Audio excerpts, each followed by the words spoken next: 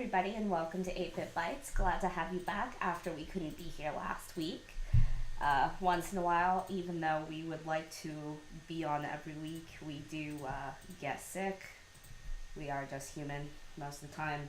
The rest of the time, we're lizard people. So originally, we were planning on doing some Drainic dumplings, which is a recipe that I came up with based on a World of Warcraft recipe that is a purchasable item. And I still have the stuff in the fridge for that, so I should go ahead and make those and give those a try. And we'll probably do those next week. But since today is Pie Day, I decided that I wanted to change things up a little bit, and we were going to go with any type of pie that I could find, preferably something savory, because I want this to be a cooking show and not a baking show. So even though this is a baked dish, it's not a dessert, so I don't consider it baking. I don't know. I guess that doesn't really stand, but so we're going to be doing the Meldacio meat pies from Final Fantasy 15, and this will be the second recipe that I will have done from Final Fantasy 15. We also did the dagger quill rice, and I've already tried a couple other recipes from the game, and they've all turned out pretty good, and I can't wait to share those with you too. I haven't tried this recipe, but basically it's just something that I'm kind of throwing together from things I already know how to make, so it shouldn't really be something I need to test out too much.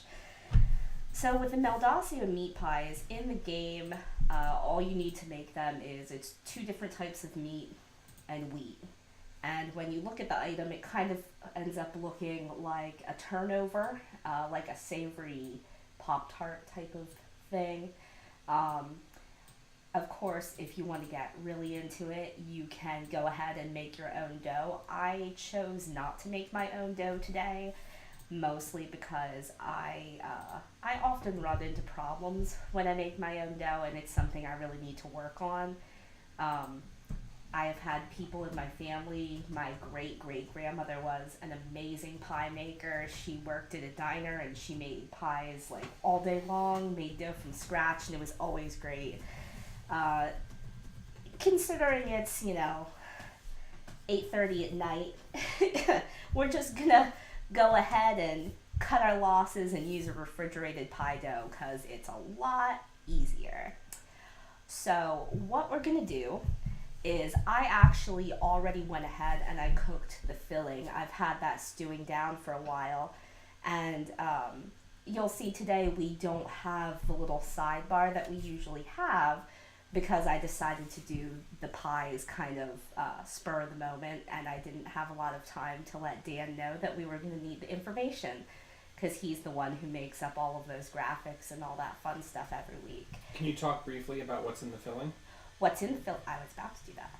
The filling is basically just a beef stew. And actually, can you grab me the bag of frozen peas that are in the freezer? Because I forgot to get those out. Yeah, they should be right there. So the filling, as I have it now, and I can bring you over here and take the lid off of here and show you what it looks like. And I'm going to need to just turn this heat off at this point. But so it's just a regular, carrots, potatoes, and beef stew. I've been cooking this down. I let the meat cook for probably an hour on its own. I got it nice and browned, and then I had pre-seasoned that with salt, pepper, thyme, paprika, and a little bit of cinnamon, which is something that my mom and her mom always did, was just like a hint of cinnamon, which I think is delicious, but some people are allergic to cinnamon, so that's something that if you're making this recipe, you'll need to watch out for. You can just eliminate it if you don't care for it. So then I also just had some beef stock and a little tiny bit of tomato sauce, plain tomato sauce in here, just to help thicken up the gravy. Now, since we're going to be using this as a filling and not just as a stew on its own, I went ahead and I cooked this down to the point that you can see it's not falling apart, but everything's cooked through, and all of the extra gravy has kind of soaked in, and we made sure that there wasn't going to be a lot of extra liquid. Because when you're putting filling into pie crust, which you can see I have rolled out here, and I have 2 like this, because I'm going to be cutting these in half and doing 4 pies just to kind of make them a better size. But when you're putting a wet filling into a raw pie crust, you want to make sure that there's as little liquid as possible. That goes for when you're doing sweet pies too, which is why if you're looking at, like, say, an apple pie recipe, they have you coat the fruit with cornstarch and stuff like that, or even just, you know, let it sit for a while and then drain liquid off, because otherwise you end up with a super soggy pie. Now, especially since I'm going to be doing these as that sort of turnover style hand pie, then we definitely want to make sure that there's not going to be any soggy issues going on, because otherwise they're kind of going to fall apart.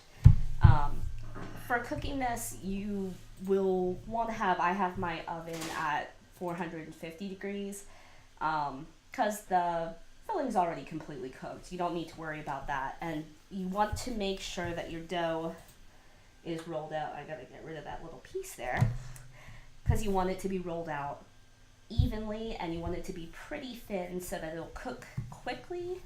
You'll get nice browning on it, and it will cook the whole way through, and you won't have the issue where you have raw dough on the inside and burnt dough on the outside, because you don't want to eat that. So I have these frozen peas as well, and they're always, sorry, I'm breaking them up. I grabbed a bag that said they're steamin' bag, which it really doesn't matter. They were the ones that were on sale. They're still just peas. I don't know what the difference is. There really isn't one, but I'm not going to be steaming them in the bag. I'm going to be adding them to the filling right before we put it into the pie crust, because I don't want the peas to be cooked through too much. And also, I guess if I really wanted to, because I like peas and Dan doesn't, I could leave them out of his portion of the pie. But I like peas. You do? Okay, fine, you like peas. But usually I don't put peas in. Yeah, but so I don't want them to get too cooked, so just having them in there for the 20 minutes that it takes the pies to cook through will be enough to make them good. Otherwise you get mushy peas. So I'm gonna go ahead and I'm going to grab myself a knife. Let's see. This'll do. You can see I mangled this a little bit when I was taking it out of the package, but that's okay.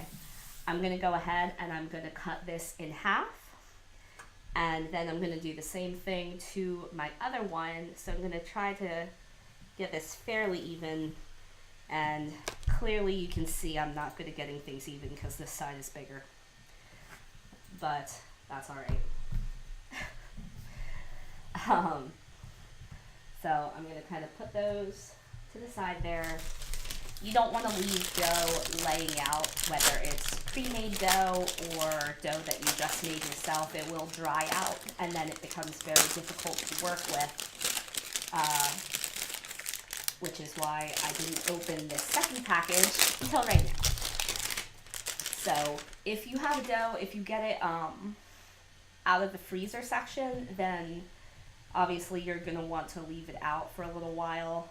This was a refrigerated dough, so it's still cold enough that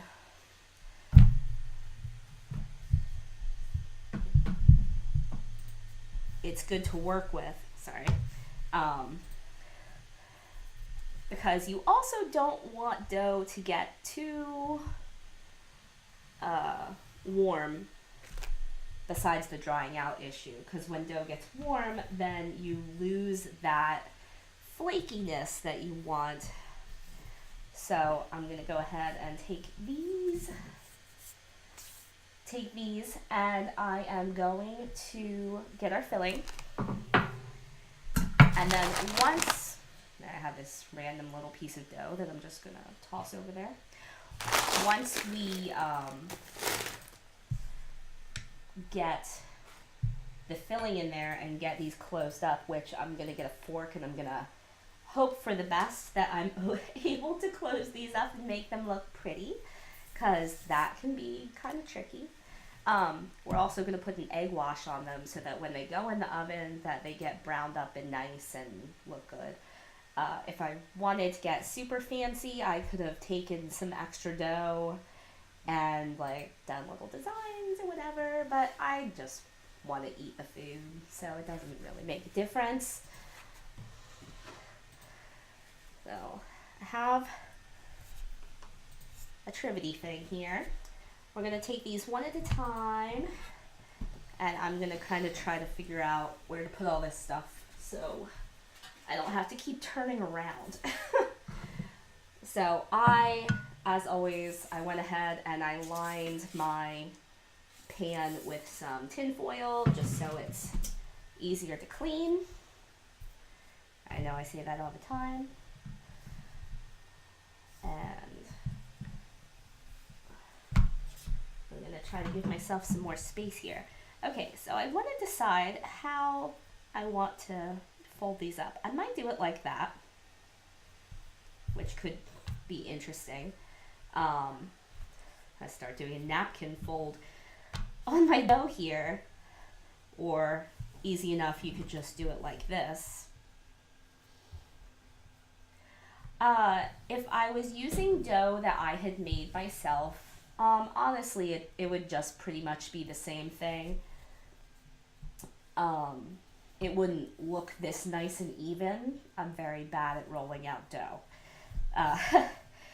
But also, if I had made the dough myself, I would be a lot more concerned about keeping it cold.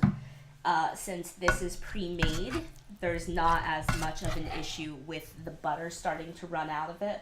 But when you make your own dough, when you work the butter in yourself, as it starts to get warm, when you're working it with your hands, you'll, like I said before, as it warms up, you lose a lot of that flakiness that you'll get if the butter gets too integrated.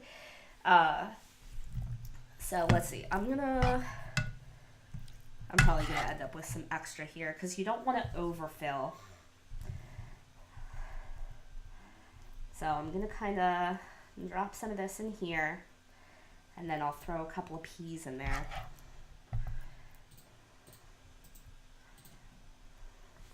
I was gonna say, can you see that all right?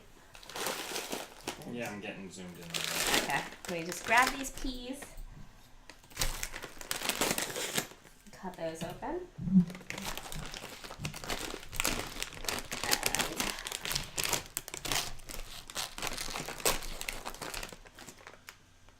I'm running out of space here. That's alright. I'm gonna kind of just throw a couple on top like that. Now my hand's cold. So, we are going to fold this this way. Which means I can put a little bit more right there.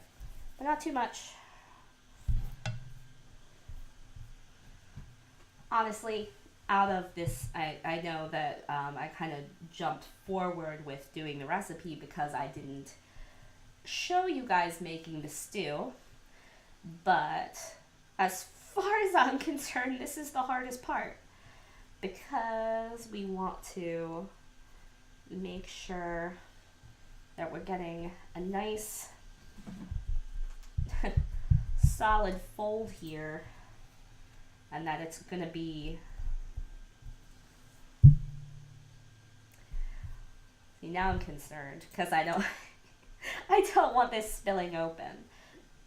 So actually, maybe we'll just go ahead and do this like a normal person and fold it this way so I can get a better crimp on it.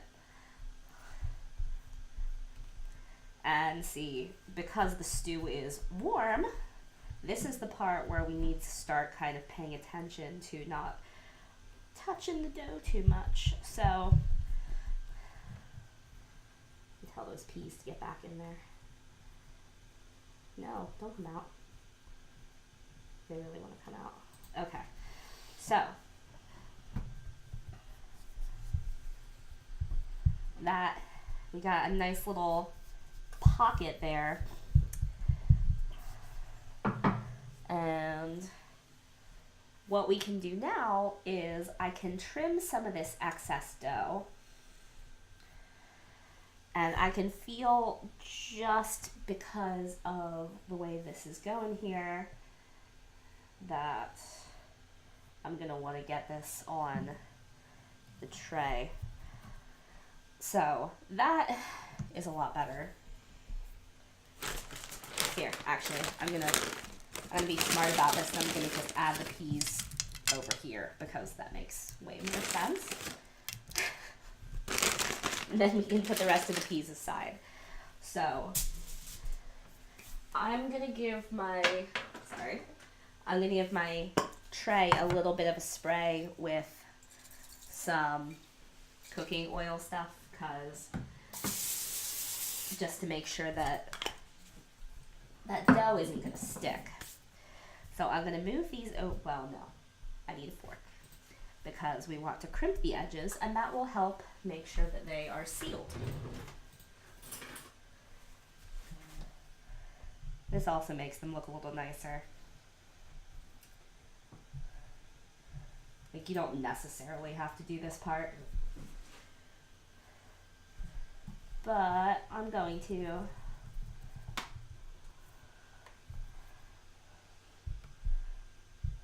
Oops, one of the peas kind of started trying to escape there.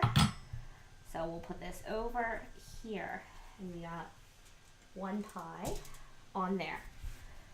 Now this one's going to go a lot faster, because now that I've gotten my awkward pie handling skills out of the way here.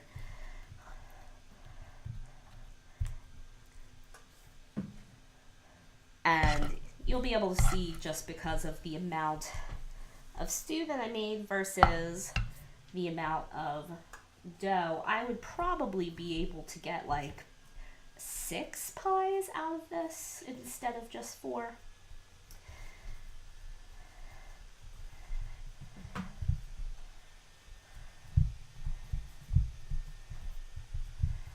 So we'll do that. Make sure all that meat and vegetables is all tucked away in there. Start talking like Bob Ross. Get them all tucked away, all nice and comfortable in there. Happy little peas. Happy little peas. Happy little meat pie. As I try to avoid putting my sleeves in the rest of the stew. Yeah, so we'll go ahead. We'll crimp this. Oops. And you'll see, because I did not take my own advice and left this dough out to get a little bit dry, I'm going to have to dip my fingers in this water that I'm going to use also for the egg wash to help that stick, because it's starting to dry out so it doesn't stick together as well. That happens. But don't let that happen to you. Learn from my mistakes. And, you know, they're all gonna look a little different. But that's alright. And 4 pies are gonna fit, like, perfectly on my pan, because I'm using a little pan.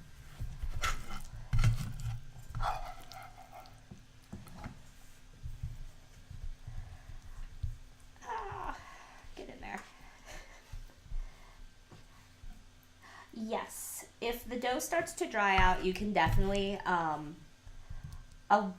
you can add water. A lot of people, I say a lot of people, some people, I don't know. I know people who like to fix dry dough by having a little spray bottle, like a little plant spray bottle, or one that you would use to discipline your cats, and just giving the dough a spritz now and again to make sure that it stays hydrated. Of course, now my fingers are getting a little bit of gravy on them, but you know, I don't think anybody's gonna care that these pies don't look perfect, because we're gonna be eating them. I was gonna say last week, well, not last week, but the week before, I didn't even remember to take pictures of our finished product, which I need to get better about.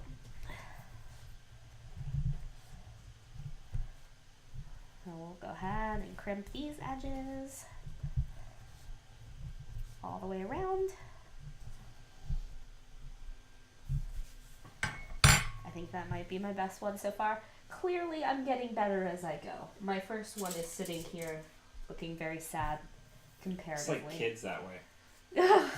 Well, we only have the one kid, so she has to be the best one. Well, by definition, she she is our best child. She is our best child.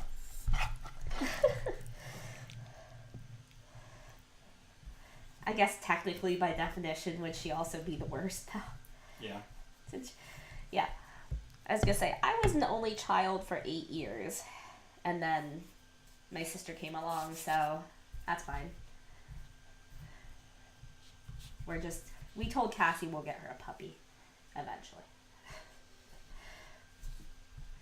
Oops, I may have overfilled this one just a tad. Just a little bit. And also because I didn't cut the dough evenly. My fault.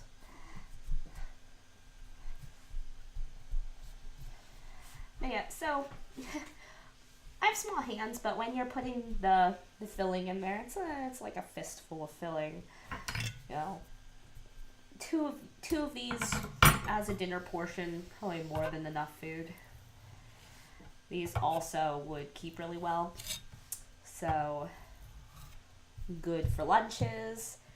This type of thing, you can bake these, and then you can actually just like bag them up and throw in the freezer, and they'll stay good for a while.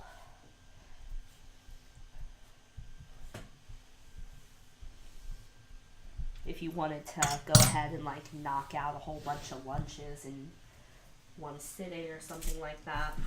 So I have all this extra dough over here, and I could potentially do something with it, but bless you. Thank you. But I don't want to get too fancy with adding like extra little things to the pies, because any thickness that you're adding to the dough is going to add to your cook time, and it could cook unevenly. So instead, what we're going to do is we're just going to put a couple little slits across the top of each pie. And you'll see, like I said, my first one there, not as pretty as my other ones. So we'll cut these. That will let the air, the steam escape.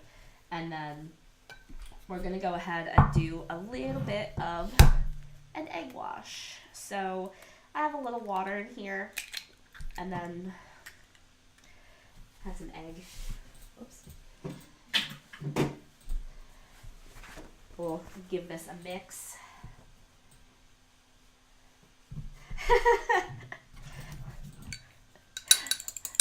I like you, Marissa. You're a good sister. My sister's also a pretty good cook. She started cooking before I did. And when she was still like, when she was still like a young teenager, she got mad at me for starting to learn how to cook, because she was like, that's my thing. I'm like, everyone needs to know how to cook to a certain extent. You can't claim cooking is your own thing. So I'm gonna give these a little brush all around with the egg wash. So for people who may not be as familiar with cooking techniques, what's the purpose of doing the egg wash? The egg wash just really makes it look nicer, because when you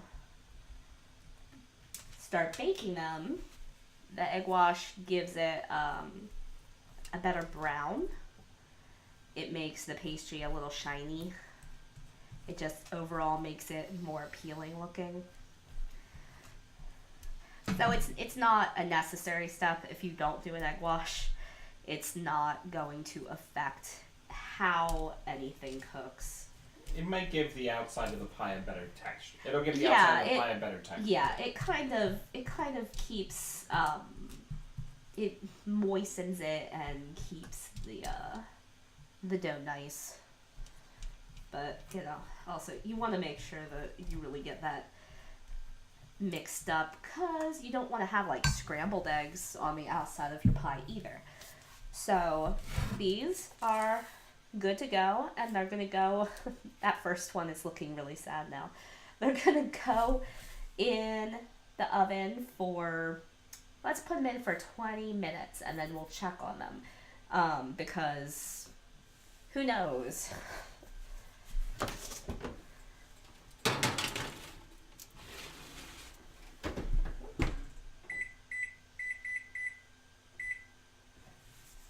So while we are waiting for those to cook, I remembered to do a drink this week, and I'm gonna be nice. I should probably put this stew aside somewhere. I'm gonna be nice, or you can eat it if you want. I'm just gonna take it out of your way. Okay. I'm gonna go ahead and I'm going to get rid of this eggy fork that I got here, because that's gross. And I'm gonna get my stuff to make the drinks. So I've been getting this, it's not a soda, but it's a carbonated juice stuff that is really pretty tasty. Oh, what's it even called? It's called Izzy. I don't know. It comes in a 4-pack. I think it's good. And it's just juice that has some added carbonation, which is nice because I've been trying to get off of drinking soda for like the 10th time. But maybe this time.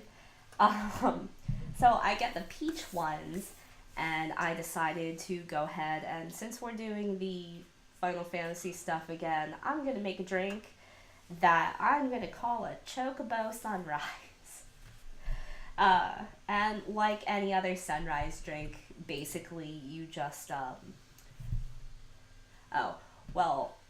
this time around, because we don't have any rum in the house, I'm going to make this as a virgin drink, no alcohol, but you would usually want to put rum in there. I need to remember to stock up on more alcohol, but I would prefer it without anyway. You can put whiskey in mine. Do you want whiskey in this? I don't know how that would taste. I think, well, we're going to find out. Okay. I'll put whiskey in yours. There you go. We have this pretty bottle of whiskey. I mean, it's going to end up being the same color because personally, But that's a sweet whiskey. That's rye whiskey. Rye whiskey. I don't drink whiskey. We can't all have good taste. No. I would be using a rum that would be a similar color, because when I use rum, I don't like clear rum, even though that would probably make the drink look nicer because it would blend better. I prefer to use something like Kraken, which is just like a light, well, I guess Kraken's technically a dark rum. It's a dark rum. A dark caramely rum, something like that. So we're going to go ahead and I'm going to,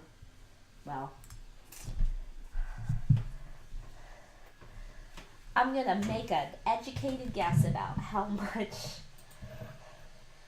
of this whiskey I should be pouring in here. I'm just going to do a little bit. Keep going. A little bit more. You want a full shot? Yeah, that's good. Okay. I was gonna do a half shot. And yeah, just not. It does look nice though. It's a nice color. And then I'm gonna go ahead and add some of the peach juice, which already has carbonation in it. So technically, I wouldn't have to add. Well, for the alcohol version, I'm not gonna add the ginger ale. For the non-alcoholic version, I will add ginger ale to round it out as a drink, so it's not just peach juice and grenadine, because that's kind of gross.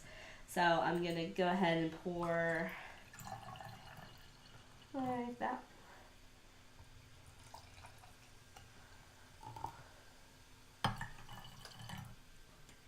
You see that's nice and fizzy.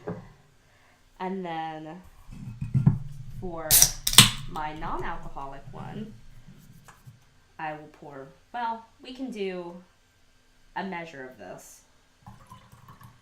As you can see, I'm a very, very precise bartender. This is why you're a really good cook and less of a great baker. Yep, that's true. Because you don't measure anything. I do not measure anything. Nope. Nope. So I'm gonna try to open this grenadine, but ew. It's kind of crusty. So the fun thing about sunrise drinks is that when you add the grenadine, it sinks down to the bottom. So we're just gonna do a little bit. And then it creates that nice effect. Yeah, it slowly rises back up. Now, that would be even more distinct if I was using a thicker juice. If it was like peach nectar instead of the thin juice. Or pineapple juice. Or pineapple juice, something that's hazy. So. Can you hold that up a little bit for the camera? Yes, I'll hold up your. Give me 1 second, I gotta. But you can see, maybe. Yeah, I can see it. Yeah, so you get that nice, that red on the bottom, slowly going up into the orangey yellow of the peach juice, which is good. And then this one, about the same. I'm going to hand off your one that has the whiskey in it. How's that? Really good, actually. That's good. But rye's, it's a little sharper than if it was made with rum, but since rye's sweeter, it's there. Yeah. Yeah, for me, like I said, I prefer the brown rums that have the caramel sort of flavor. Hey, if you like that kind of caramel flavor, you'd love whiskey. I don't want the whiskey. I was gonna say the last thing I need is to start drinking whiskey. But yeah, so the pies. Got some time left. Why don't we talk about the game a little bit? Got some time. It's one of the few games of recent memory that you've fully completed. Yes, I think I mentioned that the first time that when I did the Dagger Quill Rise. Final Fantasy games, that whole series has always been one of my favorite game series. And forgive me, my allergies have been acting up lately since the weather doesn't know whether it wants to be hot or cold. But yeah, I sat down with the game and I played through it without taking any breaks, which is pretty rare for me these days.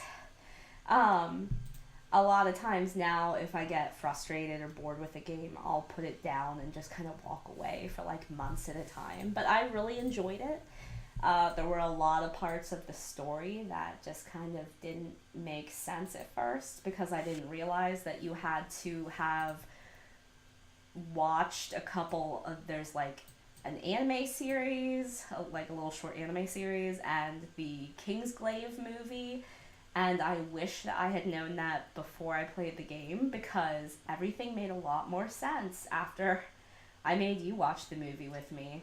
It wasn't bad for like an intellectually property. Yeah, well, because it had that same the graphics, it was beautiful. Oh, like, it's beautiful. yeah, but like Final Fantasy has not been very good in terms of making movies. Like, I love Final Fantasy VII, but Advent Children It's not great. was, yeah. Reno and Rude are the only ones that... Yeah, looking good there, Rude. Yeah, the sunglasses. But a lot of the Final Fantasy movie stuff has always been like, you'll only really like it if you already liked the thing that it was based off of. And I feel like Kingsglaive could stand alone without you necessarily having played the game. I mean, if you're cool with the idea of like what's going on in that world. But yeah, so I really enjoyed the game. I guess the one thing that I found disappointing was that unlike all other Final Fantasy games, you are just with the same 4 people the whole time. And I mean, they did a wonderful job of making sure that those 4 characters were like pretty well fleshed out people. But you know, that's something I've always enjoyed about the other games, is that you get to pick your party. So, you know, most of the time I end up using like the main character who you have to have, and then like 2 female characters. But obviously in Final Fantasy 15, they were literally going to a bachelor party. So you have the 4 guys, and you have a couple other characters who come in now and again, and there are female characters on the side. But it's basically like if your friend threw your bachelor party, and then they drove you out to like Death Valley, and then were like, figure it out. That was your bachelor party. Yeah, well, it's more like if your friends threw you a bachelor party, and then like spoilers, like one of your ancestors came back and tried to kill you for no reason. Or I was gonna say, or if like you went on a camping trip and like the zombie apocalypse happened while you were gone. Right, that's a really good. That's even better, especially like with the end of the game. Yeah. It's like, oh, and you come back and it's like, oh, the world has been consumed by darkness for the last like 40 years or something. And it's like, oh, my bad, I fell asleep. I mean, but that's a common theme in those games. Right. But yeah, I mean, it's no 100-year nap like in Breath of the Wild. No, it's no 100-year nap. But oddly enough, in Breath of the Wild, he takes a 100-year nap, and like a bunch of people that he knew are still alive for no good reason. Everybody's really long-lived in that game. They're all elves. Yeah, I guess that's true. I'm gonna take these off because they're actually smushing my head. I like my Ignis cooking glasses. And actually, now that I have my hair cut short, which...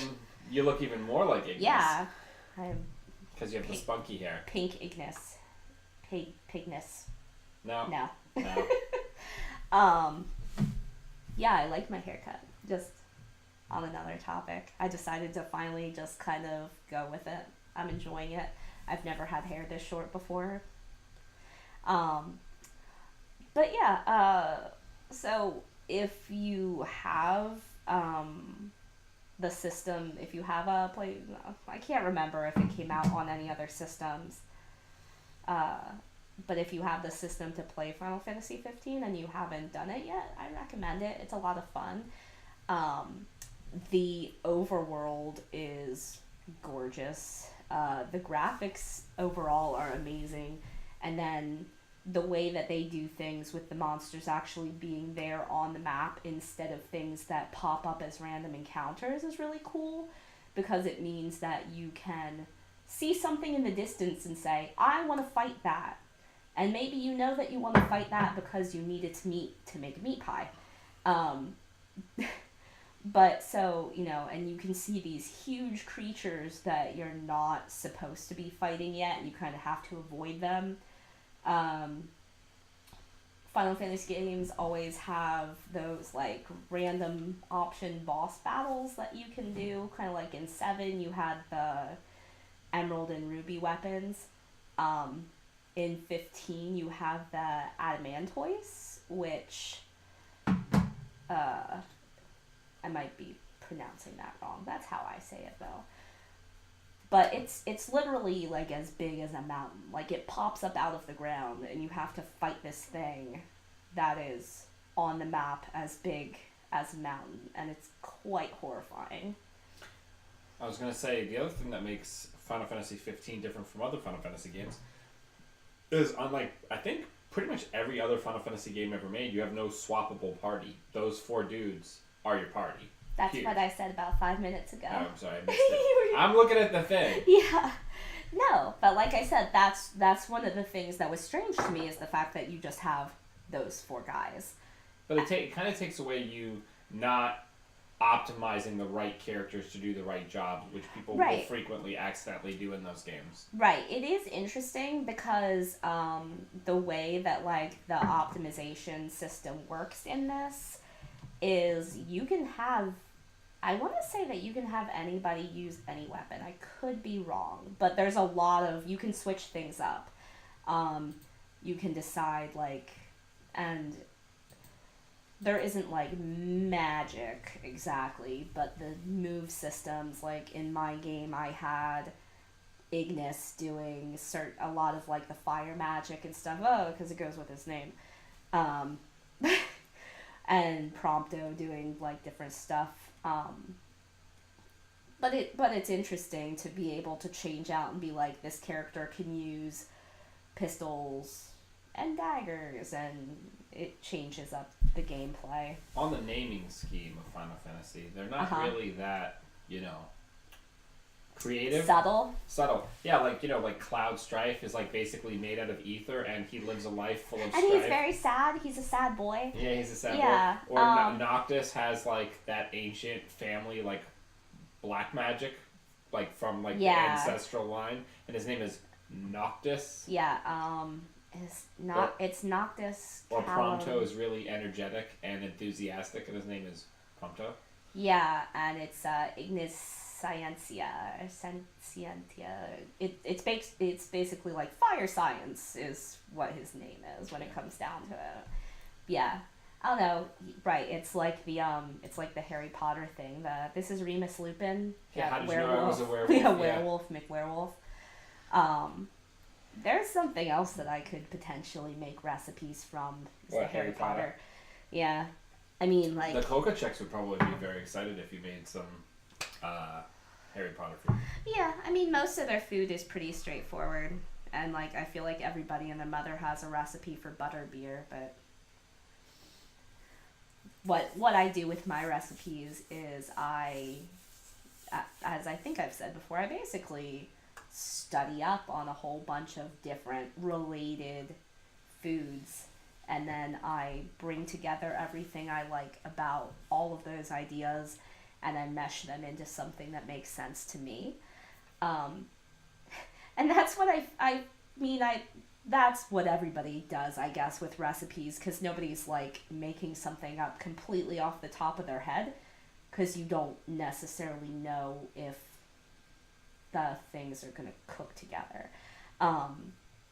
Like, you can't just randomly make up a new recipe for dough, because who knows if it's going to work or not. Speaking of which, I'm going to check on these. How they looking? Pretty good. Let me get my pot holder. I think they might be done. Let's go over to the stove, see how that looks. Yeah. So you can see this one tried to open up there because the dough got a little soggy on the side. I'm gonna see how these look underneath, but they're feeling pretty sturdy. I don't want to go accidentally like flipping these into oblivion here. Come here, Pie. Yeah, they are done. You want to turn the towel off? Ah. So, let me get these out onto a plate.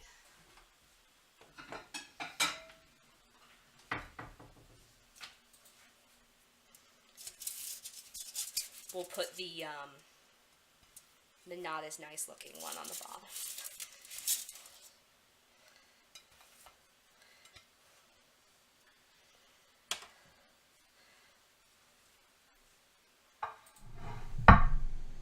So these don't look exactly like the square pastries that they have in the game.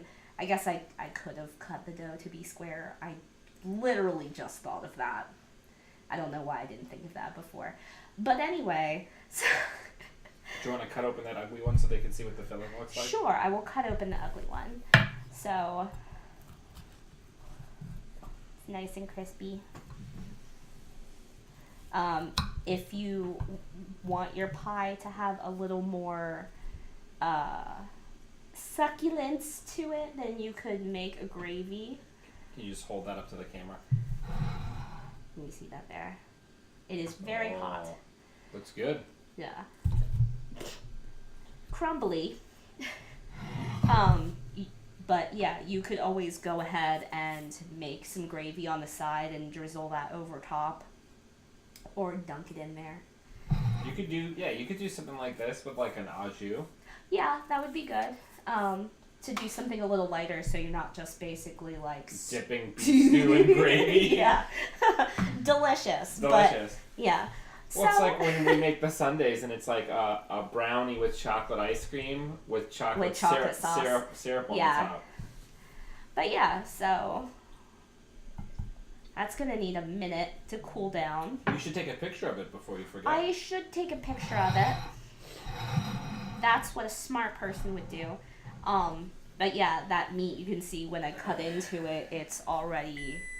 Oh. So yeah, that was 3 minutes off. So it actually only took about a little more than 15 minutes to cook. So start checking them after 15. Start checking them after 15. Especially if you use the pre-bought dough, because it's thin enough that you don't have to worry about it. And that's the other thing, is you can see that the dough is cooked the whole way through, so you don't have any soggy edges, and that's what the bottom looks like, and this holds up really well. But yeah. You did good, kid. And the peas are still nice and green. I'm trying to like put this on the plate so it looks nice. I'll take a picture of it. Look, I got my camera right here in my pocket. We could totally do a Harry Potter feast. That would be super cool. What I should do is sometime, speaking of feasts, I would love to do like the full Hobbit, like full day Hobbit meal thing. Like that would be really fun to do as like a long, like all day stream. Like a chill that stream? would, yeah, like a long chill stream. That would definitely have to be. Well, that would be, I would have like one camera in here and like one camera on the cutting board, and then I'd have like another camera on everybody like chilling and eating. Yeah. Yeah, let's watch everyone eat. Yeah, I mean, that would be fun though. Do a chill stream, put on some Lord of the Rings, and eat Hobbit food all day. So I'm going to go ahead. You can watch me take a picture. Yeah, these would be really good to take for lunch, and I'm sure that they'd reheat perfectly nice. And alternatively, if you did like the au jus thing, you could keep these and just have them cold and then dip them into like a heated up au jus gravy. It's really hard. We have so much lighting in here, which is great, but it's hard not to get a shadow when I'm trying to take a picture of stuff. So go ahead. We'll get a close-up on that meat. That crust. That's pretty good. Okay.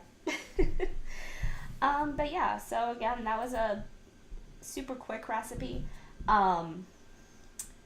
Obviously, it took longer than what you saw because I had the stew going, but what would be a really quick way to do this during the week is if you had made some sort of stew the day before. If you just went ahead and threw that into something like this, that would also work really well. Doesn't have to be beef stew. It could be anything you wanted, really. It could be a thick curry. That would be delicious. Doing like a curry spice pocket. I'm just thinking about curry because we had chicken tikka last night. So you could also make this really simply with ground beef and like a gravy packet if you wanted to keep it really simple, and then toss in the vegetables towards the end, like you did similarly with the peas. yes, yeah. Well, you would want to make sure. You do want to make sure that you cook the carrots and potatoes in there long enough. You could do it with the ground beef. If you wanted to do ground beef, just make sure that you strain off all of the fat before you add gravy and the potatoes and carrots and whatnot. Otherwise, it's going to get a really greasy, unpleasant texture. That's important. Hi, Satiric. Thank you for you hosted us. I'm only like half paying attention to the chat right now. Awesome. That's super nice, though. Yeah, but we're coming up right at the end here. Oh. Yes, Laura, you are welcome to cameo on the anybody who's in the local area who happens to watch the show is welcome to come on and help cook. If you want to come over at like 9:00 at night, that's fine. Yeah, and oh, that's okay. Yeah, I mean, this went pretty quickly. I was gonna say it's only an hour. This only took us an hour. Yeah. I mean, I've been trying to keep us right around an hour. Do this like, any other cooking show that you would want to watch. And then also 2 shots of vodka. But yeah, so I guess, yes, here, I will hold these up for you, Satiric, so you can see these again. Do you have the camera on? It's this bottom one. Yeah. So these were in only for about 15 minutes, and I had pre-done the stew earlier today, so they hold up really nicely, nice and brown. And I guess I keep saying that we need to do more like vegetarian stuff. And then you never cook it. And then I never cook it. You could totally just do this with mushrooms. Do it with mushrooms, and you would just use something else for the gravy instead of beef broth. Yeah. Vegetable broth. I've literally you can make never. a vegetable gravy. Yeah, I've literally never cooked with a vegetable broth, but I'm sure it's delicious if you know how to use it. Yeah, I'm really happy about the structural integrity of these. There it goes. Well done. It doesn't break. It doesn't break. It broke. Yeah, but yeah, and it's cooked through. It's good. So I guess that's it, really. We'll go ahead and eat dinner before these get cold. Although they're keeping warm really well because they're just little pockets of meat. So yeah, next week we will come back as I sit here with a chipmunk cheek full of my food. We'll come back and we'll do the Drainic dumplings, which there's going to be a spiced pork dumpling and a vegetable dumpling. And I say dumpling, but they're actually steamed buns. So they have like a Chinese bao bun. So those will be really good. And here's to hoping that we don't have something else come up where we're not able to make them again. But thank you for coming out and watching. And this is definitely a recipe that you should give a try because it's super easy and you can really make it however you want to make it. I'm supposed to be making these like specific recipes, but so much of cooking for me is about altering things to your taste. So give it a try. If you make it, show me a picture. Let me know how you liked it. Also make sure that you give us recommendations for other stuff you want to see, other games you want to see food from. And that is it for this week. Thank you for watching 8-Bit Bites, and we will see you next time.